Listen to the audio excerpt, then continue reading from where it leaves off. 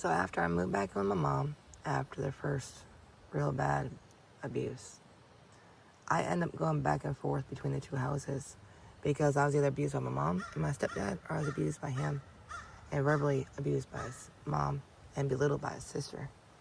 Anyways, so either way I was abused. So I was going to have to deal with it anyway. So I kept running back to him, and then I'd run to her. And I'd run back to him, and I'd run to her. Okay? No joke. When my son was 9 months old, we were living with a friend. Well, before it, we lived with one friend, and she was lying on me, telling him I was cheating on him, blah, blah, to bring all these dudes to her house, blah, blah, blah. I didn't do any of that. But because everybody kept calling me a hoe, and he was a virgin when we got together. Let me specify. He was a virgin. I was his first. That did not help none. But he was, yeah, he was believing everybody else and not seeing that I wasn't doing it. But the only time he ever hit me is when he had no weed. But weed's not addictive. Certain people it is. His dad's an alcoholic. So if you have no weed, it's still, you know what I'm saying? It's like that's your alcohol for some people. But when I moved out of there and went to live with somebody else. They're a really good friend of mine. I'm the only white girl allowed to live with them ever. And I'm grateful for that. I still miss them. I haven't really talked to them in a long time, but I love them. They're amazing. And I miss them. Those people right there are awesome. So I went and lived with them for a little bit. And the only reason why I left there is because he looked at me one day, pulled his knife out, looked at my child who's standing in his pay plan at 9 months old, 10 months old, and told him, I'm going to cut your mom's throat right in front of you.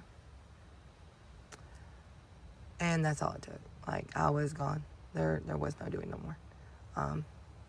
I ended up going back to my mom's, and the biological called and was like, let's see what works. Because I was like, do you want to see your kid? I mean, you haven't even called or asked. And I had 10 months, right at it. He didn't even call me and asked me to see him. And he was already born. So he's like, no, I want the package deal. I'm like, well, I'm single right now. So, I mean, if you really want this, we can try this. Well, we tried it. It didn't work. He shoved me twice, and he smacked me once, and not the way I like to be smacked. So, needless to say, I left him alone too. And without me, he won't do anything with his kid. Yeah, that part. Even though he has, the first one he signed over, was married, signed the baby over and everything. And the second one he could actually see, he don't want to. It was his issue, not a me issue. Whatever you do. So, I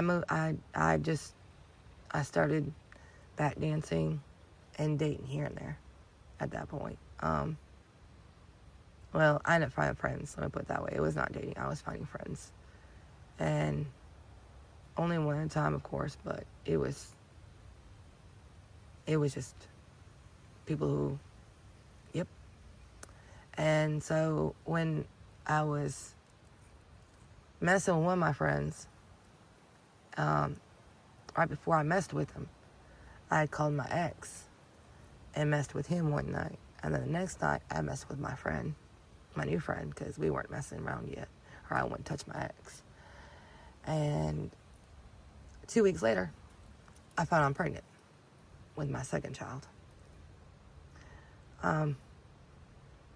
Yeah, I actually cried. I was dancing at the time, and I knew I had to quit dancing if I was pregnant.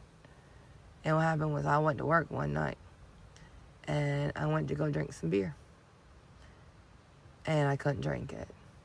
So I went to Walmart when we got done and pissed on a stick in Walmart bathroom and found I was pregnant. But the day I got pregnant, one of those days, there was condoms used. But one of the condoms fell off, and he ended up being the biological father in the end.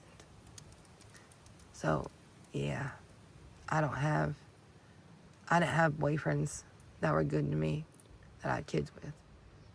I had friends who I got pregnant by, or benefit friends who I got pregnant by. So, yep. And then that pregnancy, that's a different story.